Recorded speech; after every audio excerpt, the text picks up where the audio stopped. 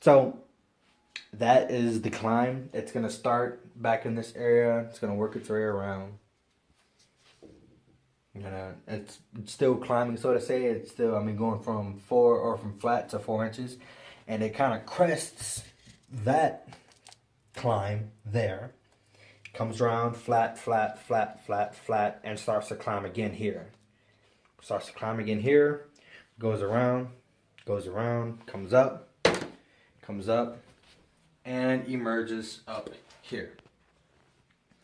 If you guys want more details on that, I could do that in another video or so. But I don't wanna drag on too much on certain stuff because this, like I said, this is already gonna be a long video. Um, so that's that. And what else did I have to talk to you guys about? Design. Oh yeah. Just to go back on that climb real quick, had I left it the way it was, and if it was able to work without the derailments and the uncoupling, it, no matter what, it was going to take at least 10 locomotives to pull up any small 10, 15, 20 car load. And that probably sounds ridiculous, but I even took, where are my two locomotives? Oh, the ones that I showed you just a second ago. The BNSF SC70 ACE and the UP SC70 ACE. I had them pulling the two auto racks. I had them pulling that open top gondola there, and I had another box car, and it was struggling to make it up. But I mean, I get it. It's a, I don't know what percent that is, but that's probably in the ballpark of about a 5% grade or so. So I get it that it. I mean, two engines in MTH and Athearn, you know, weren't able to pull that up. I get it. It's a pretty steep grade, but that's that. It's still gonna take at least 8 locomotives to pull this up.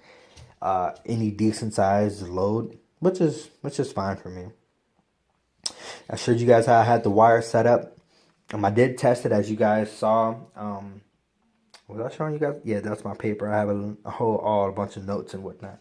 I showed you guys how I laid some track here for the diesel house, and I tested that out.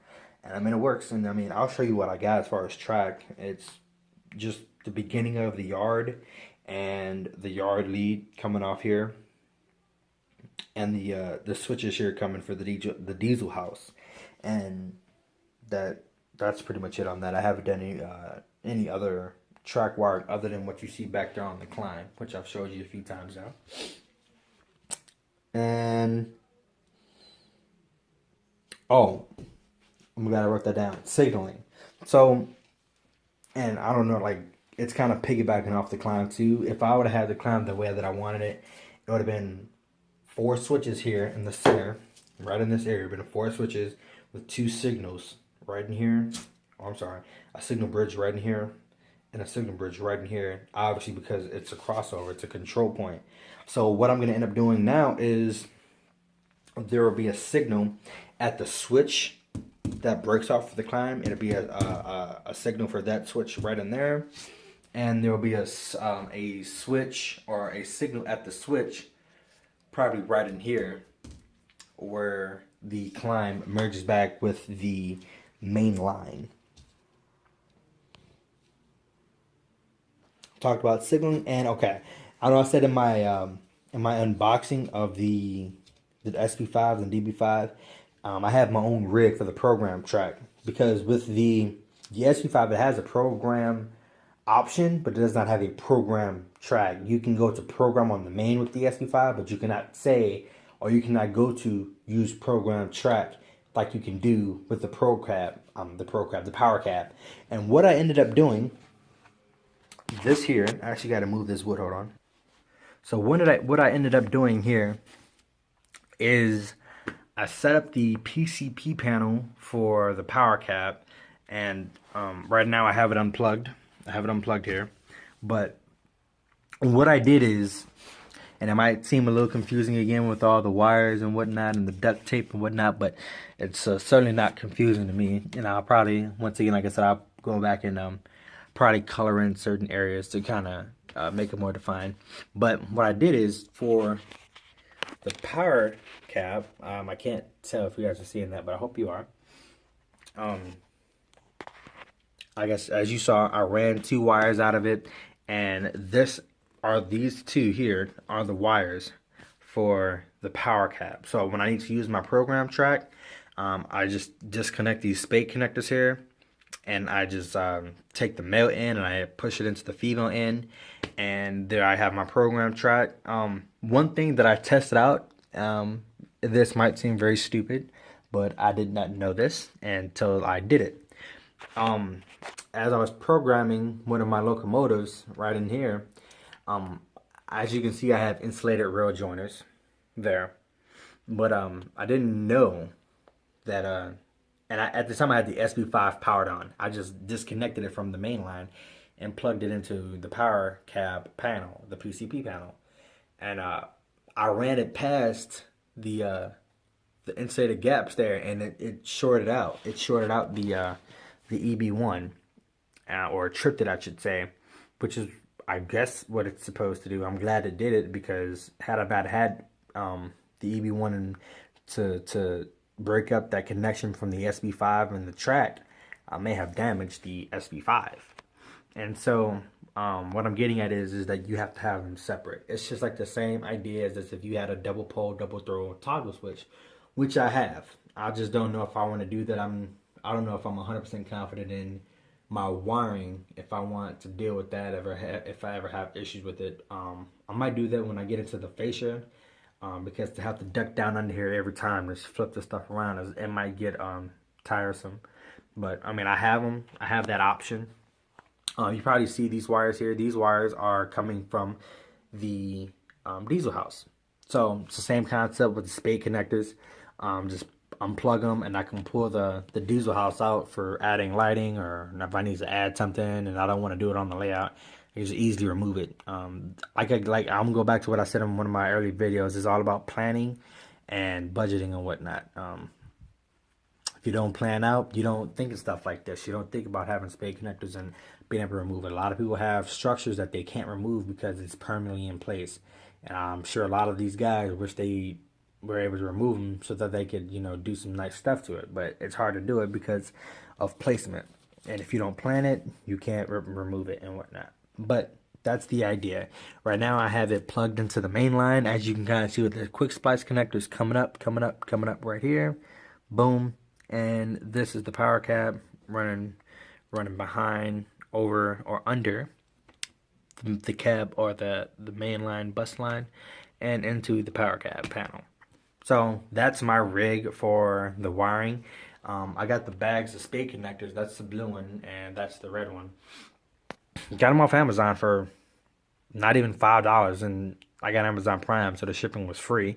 But I mean, a bag of 100 spade connectors, I don't know what I'm going to do with 100, but I mean, hey, I have them. If I want to do removing of, other stuff, I probably should have did that with the Climb and just had it. I actually still might do that so that I can remove it if I need to do anything for it. But nevertheless, I mean, having some spade connectors is always a good idea. For the upper level bench work, that's going to be removable at all times, because for obvious reasons, if this piece of layout or bench work is sticking out, how can I reach the back portion there and do any work? So it's going to be a little toughy getting it, the track to do down, making sure that it stays and whatnot. But I mean, I got to have that removable in case something happens. You always want to have an exit. I don't want that to be blocking me in. I can always climb up, and what y'all do in the middle of this video, I'll climb up from back there and let you see the room.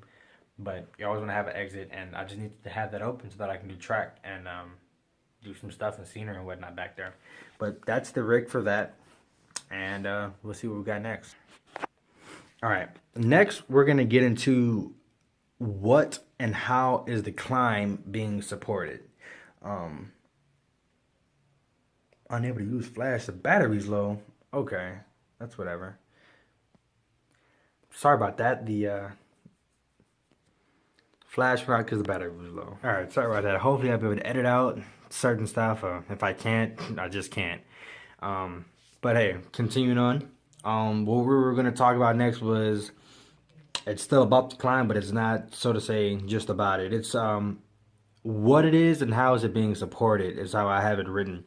And the way that I have the Climb supported is as you can see, at least right in there, that the supports, or say the white piece behind it, is the Woodland Scenics incline set. Or I'm sorry, I'll rephrase that. It's just the risers. I got a few risers to go along with the incline set. If I was to do the double climb, how I wanted it, but it didn't come out that way. So I had already used them, so I couldn't return them. So like, I might as well use them in some other way. And I decided to just do it like that. I use it as support for the climb. And the reason that that paint stick is there is because the risers or the incline set, like if I press down on it from top to bottom, it'll compress. And to kind of keep that from compressing, I just took some liquid nails and put it on the paint stick, and I just pressed it up against there. I had some pressure on it, and now it won't compress on itself when trains go up on it, and it'll stay the way it's supposed to be. I'm supporting that. I'll probably end up doing something other than a little weak pink stick down in there, but for right now, that's what we're gonna do. I'm still in a testing phases, so to say, but that's what it pretty much was gonna be like. Moving it on down here. This piece of foam is the same as this. What it is foam I got from Home Depot. It's, if I'm not mistaken, 4 inches in height, and it's 8 feet long and like 1.5 inches wide. And I bought 2 of these because I was gonna do the double climb, one for this wall and one for the adjacent wall. But since obviously I couldn't do that now, like I said, I decided to use it as something else instead of just returning it because I'd already used it. So I just cut it to the length that I needed, and I'm using it as support for the climb. And the other one, or it's the same one as that, because that's one whole section that's 8 foot. This one here is the same as this one in here in the center. So I just cut it and I just used it how I needed it to be. I know I have it taped up. I was like thinking as a scenic route, I would use that to kind of hide what's behind it. And if you guys do scenery, or if you've watched scenery videos or whatnot from other model railroaders, if you know anything about the cardboard lattice or the lattice substructure, I know there's a I think it's Flyman JG. He calls it a cardboard lattice, and he kind of interweaves it back and forth to give us some sound structure. And I was able to kind of do something similar with just some white duct tape. Reason that it was white, no reason. It's just what I had and what I'm using and whatnot. And it's hiding for the most part. You can't really see it. I mean, the tape is kind of opaque, so you can kind of see through it a little bit. But I'll go behind and so you can see it. But that's kind of what I'm doing as far as the scenic route. I mean, I'm not big on scenery, but I am going to do a little. I can't just leave it open like that, just randomness, look like it's hanging from the sky. It's model railroad, but we're going to try to make it look good at least. But yeah, I'm going to pause the video and I'm going to go behind the layout so you can kind of look in and see as if we were looking in from the window. Hold on. Alright, so I'm pause the video, and as you can see, we're on the back end. Before we were looking in like this, and now we're behind it. So I'm just going to show you what I'm doing. Sorry if it's really close up. It's not much space behind here, but the same foam that I showed you before, I'm just using that, and like I said, I just cut a few pieces of the height that I needed. I'm just using it as support to hold up the climb. And as you can see, the back of the tape there. Sorry, might get a little busy back in here. Hope I don't jiggle the camera too much, but that's pretty much what I'm doing. Okay. So, and another reason why I had to keep the section right in there removable is, I mean, obviously I'm holding the camera, I'm kind of leaning back, but if I was to stand up, I'd be coming through right up, and I'd be hitting my head. So when I'm back here doing work, I gotta have that removable so that I can do work. And looking at it this way, you can really see the steepness of the climb. That's track level pretty much. Looking up to where you're going, it's pretty steep. So yeah, I could probably show you guys more of it later on when I get it more detailed and whatnot, but that's the way the layout looks from the window looking in. All right, I'm back at my little chair. Initially, like I told you guys before, it was right around in the ballpark of a 13 or 14% grade. Now it's more looking like a 5, maybe even a 6 or 7. Not too worried about trying to figure out what the percent of the grade is at this point, as in it's not that important, at least not at this juncture. Any issues? The issues that I pretty much already went through the issue, the fact that I couldn't do what I wanted to do with it, the climb that is, and how I couldn't have the double climb. I already told you guys about the uncoupling. That was the main issue. I mean, before I got it to where it is now. I mean, visually you would be able to see the difference, but I had a lot of my two locomotives here, the BNSF and the UP down in there. They kept uncoupling there. Pretty much when to start right in the center of the climb right in there. It kept uncoupling in there, and I had to finesse it and finagle it a little bit to get it to work. But I mean, I got it working now, and it's pretty good. And the last thing that we're gonna just cover is just a couple tips, tricks that I've picked up. I mean, I don't know if anybody else is doing it, but I mean, something that I picked up when I started doing this, and something that you guys might find useful. It might be some things I might not share with you guys, but one of them is, if you find good deals. Number one is, this is obvious. If you find a good deal, especially in this hobby, most likely you might use it for what you intended to use it for. You might use it for something that you never intended to use it for. Like, I got a total of 200 spade connectors, 100 of them blue, 100 of them red. Don't need 100, don't need 200, but you never know. Something could come up. I could, use that as a load, as a fake load or something, that in one of the open top gondolas or something. I mean, you never know. Another little tip is, I took some PVC pipe, as you see there. I took some PVC pipe. I cut it in half, and it's let me see if I got some spare ones hanging around here. I do. So we can look at them close up. So what I did is, so you got the PVC pipe. Imagine this being 100% round. Is I cut it, like the whole PVC pipe is going all along this way. I cut them into small sections this size. And then at first I was going with my Dremel and cutting them, or bisecting them, and so to say, to have half circles, or to at least achieve that shape. And the Dremel, I mean, it worked fine. It worked fine, but I noticed that I was able to do the same amount of work and about 5 times quicker with my track snippers, my rail cutters, and I started using those. But the tip is that I don't know how people are holding up their bus line. I don't know how they are, whether it could be just duct tape or some tape or some sort of glue. I mean, I don't know, or some sort of fancy clips that they found. But this entire PVC pipe was about 6 feet long. I picked it up for $2 at Home Depot, and I cut one of them. I cut one of them into this shape, so to say. I cut them to length, this size, and then I cut it in half to get a half circle. And just one of them, I mean, I still have a whole box left of them. I've had enough to support all the wire on the upper level, and the same thing for the lower level. I have support for all of the wire, and that's just one. I bought 2 anticipating that I would need it. I might not take it back. I might keep it. But the fact is that for $2, I was able to use these to support my bus line, compared to what other people are doing. Now, like I said, I don't know what they're doing, but that's what I'm doing. I just took some hot glue and I put it on there, and then I just kind of held it up there for it to dry, and bada bing, bada boom.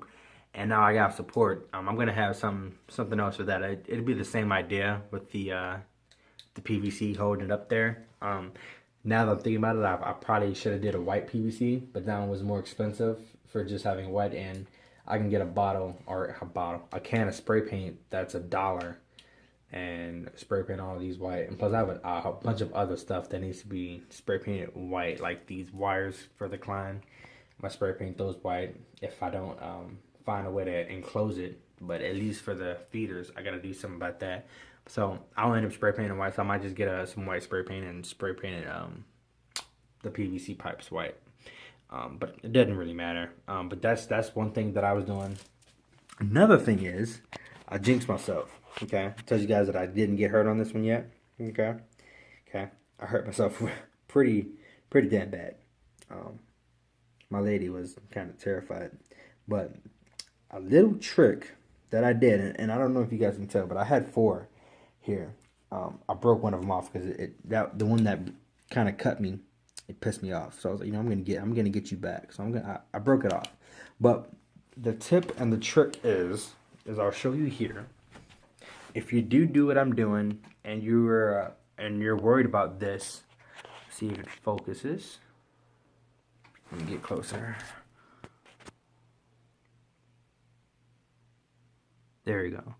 So what this is, you can kind of see it more with the contrast of my fingers behind it, is I just took the hot glue and I just kind of pressed the opening of the hot glue right onto the nipple or the tip of the screw, and I just squeezed the trigger and put some of the glue on there. I mean, it's got still a sharpness to it, but it's not terribly to the point where, I mean, look at me, I'm doing this.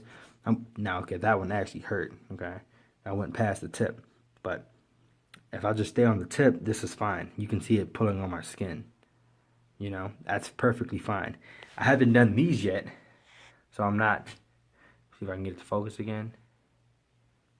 I haven't done these yet, as you can probably tell, so I'm not going to do that too much. You can hear it. I'm not going to do that at all.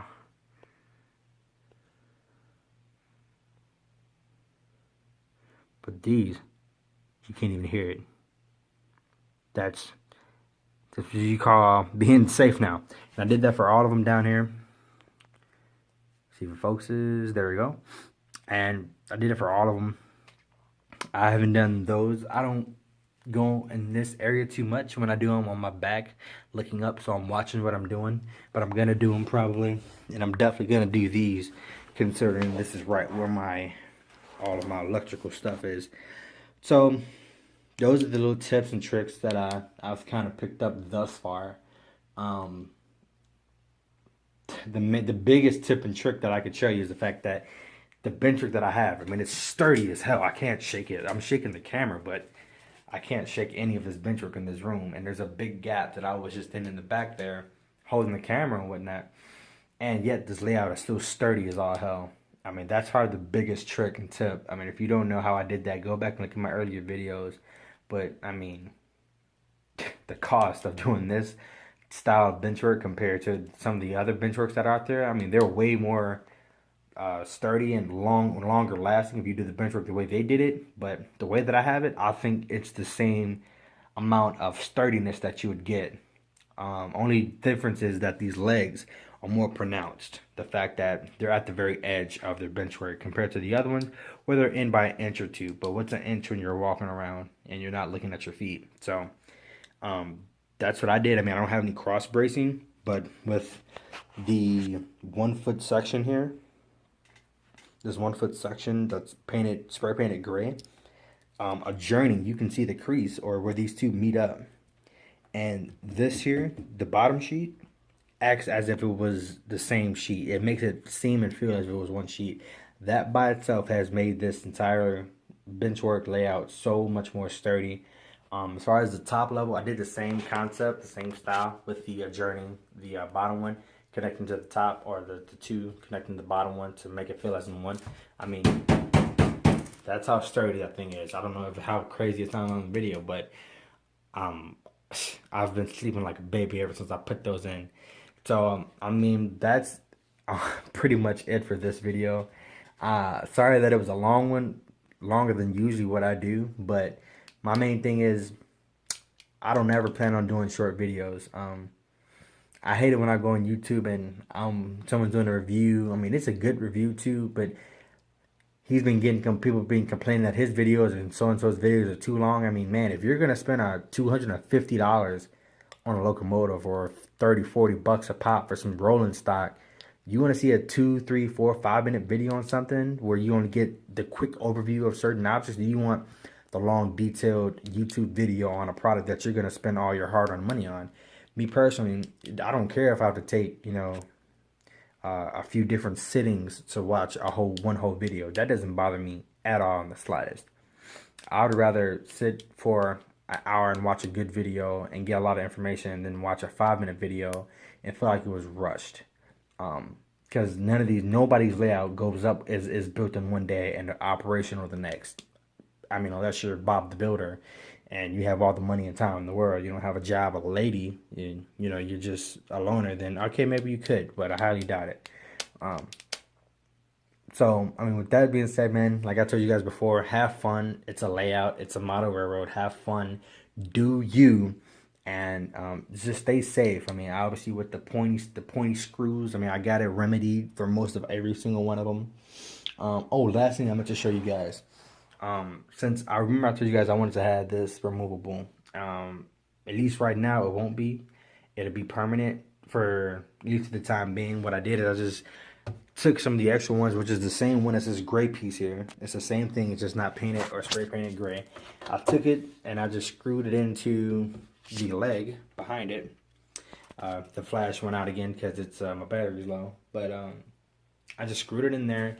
And this top board, I just have it pressed down on here where it butts up with the benchwork perfectly, and the foam, it butts up with it perfectly as well. And you probably wondering why I just have this random ass track coming out. I mean, I had to get that set up to kind of determine how I was gonna have the switches laid out for the yard lead and for the yard lead, or so to say, for the diesel house, and how I was gonna get all that set up. So I had to do it that way. But I mean, it's coming along. I mean, compared to my last video, none of this second level was done. None of the climb was done. The diesel house was probably sitting there, had no track, it had no power coming out of it. I mean, the locomotive was still buried in the boxes. I mean, I had no rolling stock out. It's been a lot done. And like I said, man, I'm sorry that it's been this crazy long video, but yeah. So I'll show you guys probably my next video. A lot of people think that you can if you realize that the power cab, if you just have the PCP panel, as soon as you unplug your power cab, track dies, your locomotive dies. I'll show you guys in another video that is not the case. That'll be a way shorter video probably. But you can move around the entire. I can unplug the power cab from the SP5, and whatever I have going on will still continue to go. I'll show you guys that in another video, but for this one is wrapped up with a bow on it with whipped cream. Okay. If you guys haven't subscribed to the channel, go ahead and subscribe, hit that like button. If you guys don't follow me on Instagram, it's the Train Guy, TheTrainGuy28. Yeah, man, just be safe, have fun. I'm out. Peace.